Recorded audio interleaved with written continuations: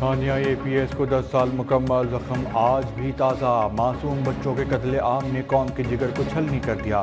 16 دسمبر 2014 کو دہشت گرد آرمی پبلک اسکول پشاور پر حملہ آور ہوئے۔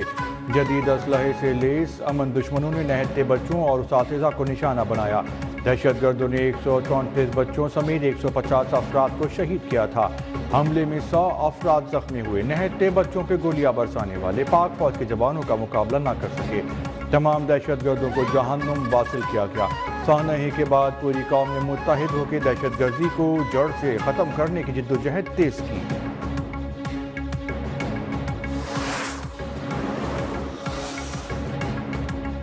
ثانیہ APS جیسے واقعات دہشت گردوں خوارج کا اصل چہرہ بے نقاب کرتے ہیں۔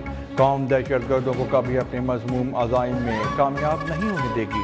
صدر مملکت آصف علی زرداری کا آرمی پبلک اسکول پشاور حملے کی 10ویں برسی پر پیغام، کہا دہشت گردی کے خاتمے کے لیے عالمی برادری کو مشترکہ طور پہ کوشش کرنا ہوگی۔ وزیر اعظم شہباز شریف نے کہا کہ معصوم و کمسن بچوں کی جدائی کے صدمے کو مٹا نہیں سکتے۔ قوم بزدل دہشت گردوں کے خلاف سیسا پھیلائی ہوئی دیوار کی طرح کھڑی ہے، کھڑی رہے گی۔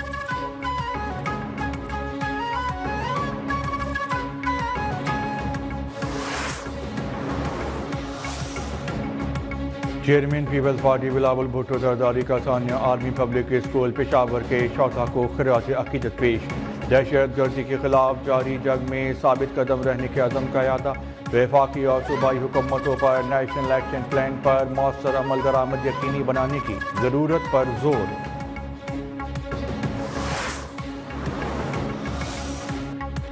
ثانیہ APS کے شہدا کی یاد میں اسلام آباد، راولپنڈی، لاہور میں آج تدریسی عمل معطل ہوگا۔ تمام اسکول کالج بند رہیں گے۔ نوٹیفیکیشن جاری کر دیا گیا۔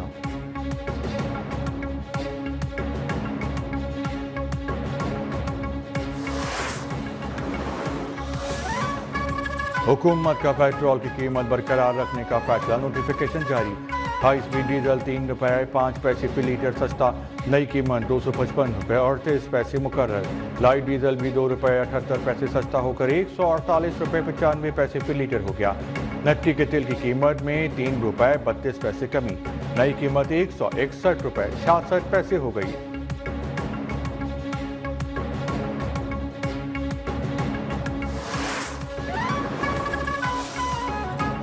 وزرائے اعلیٰ کے ساتھ مل کے پولیو کے خلاف جنگ جیتیں گے، اس وائرس کو پاکستان کی سرحدوں سے باہر نکال کے دم لیں گے۔ وزیر اعظم شہباز شریف کا انسداد پولیو مہم تقریب سے خطاب، کہا ملک میں 60 پولیو کے کیسز کا سامنے آنا تشویشناک ہے۔ والدین انسداد پولیو قطرے پلا کے بچوں کے مستقبل کو محفوظ بنائیں۔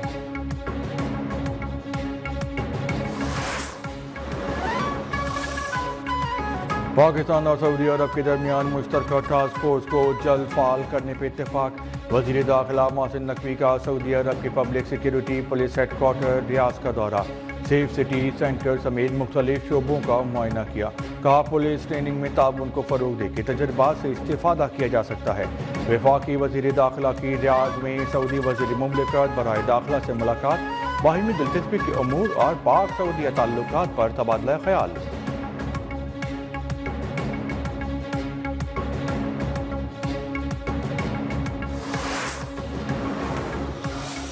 پارٹی کی طرف سے خان صاحب نے ہی کیا تھا اعلان، اور خان صاحب کا جو بھی حکم ہے ظاہری بات ہے ہم نے اس کو اسی اسپرٹ کے ساتھ جو ہے آگے امپلیمنٹ کرنا ہوتا ہے، لیکن اس کی پر کلیئرٹی ابھی تک نہیں آئی ہے۔ کفن ہم باندھ چکے ہیں اور کفنوں میں لپٹ کے ہم آ چکے ہیں۔ اب اگر یہ سمجھتے ہیں کہ یہی رویہ رہے گا اور یہ اس کو اس طریقے سے ہمیں دبا لیں گے تو یہ ان کی بھول ہے۔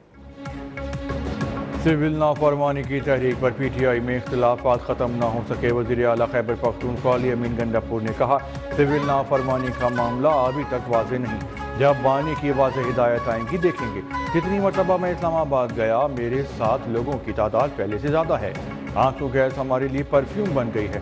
شوکت یوسفزئی بولے کہ سول نافرمانی کی تحریک مؤخر نہیں کر سکتے، حکومت نے رویہ نہ بدلا تو تحریک انصاف مذاکرات ختم کر سکتی ہے۔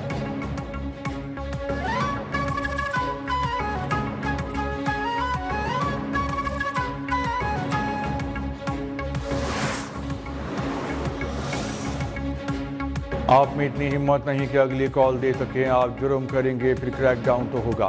وزیر اطلاعات عطا اللہ نے کہا اگر آپ سچے ہوتے تو آپ کی سیاست لاشوں پہ نہ ہوتی. ان کو تکلیف ہے کہ ملک میں ایک سپاہی سالار موجود ہے. سپاہی سالار جنرل عاصم منیر ملک کے لیے نیک نیتی رکھتے ہیں. آرمی چیف چاہتے ہیں کہ ملک ترقی کرے. پی ٹی آئی ملک کو مضبوط ہوتا نہیں دیکھنا چاہتی. ان کو باہر سے پیسہ آتا ہے اس لیے بغاوت کرتے ہیں.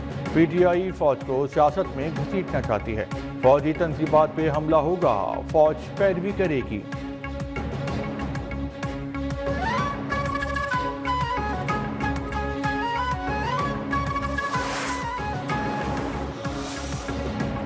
ایک صوبے میں حکومت ملنے کے بعد کئی بار وفاق پہ چڑھائی کی گئی. پی ٹی آئی نے نوجوانوں کو مخالفین کے خلاف گالیاں نکالنا سکھایا.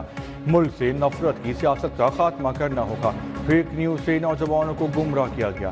وزیر اعظم کے مشیر رانا ثناء اللہ کا فیصلہ آباد میں تقریب سے خطاب. کہا جھوٹ اور مکاری کی سیاست کا انجام یہی ہونا تھا.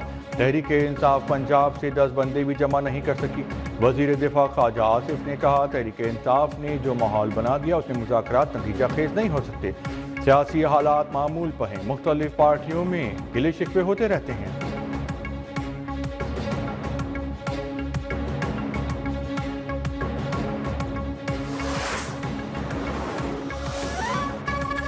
وزیر اعظم شہباز شریف نے بیرون ملک 2 نئے سفیروں کی تعیناتی کی منظوری دے دی.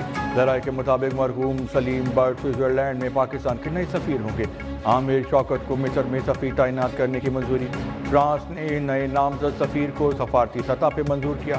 ممتاز زہرا بلوچ فرانس میں پاکستان کی نئی سفیر ہوں گی.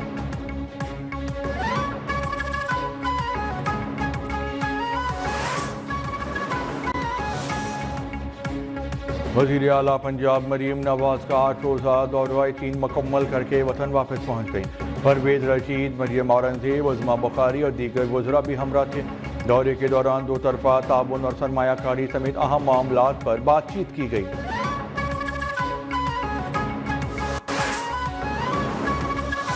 وزارت خارجہ نے یونان کشتی حادثے میں بچائے گئے 47 پاکستانیوں کی فہرست جاری کر دی. فہرست ایتھنز میں پاکستانی سفارتخانے اور یونانی حکام نے مرتب کی. یونان میں تارکین وطن کی کشتی ڈوبنے سے پاکستانی شہری سمیت 5 افراد چل بسے تھے.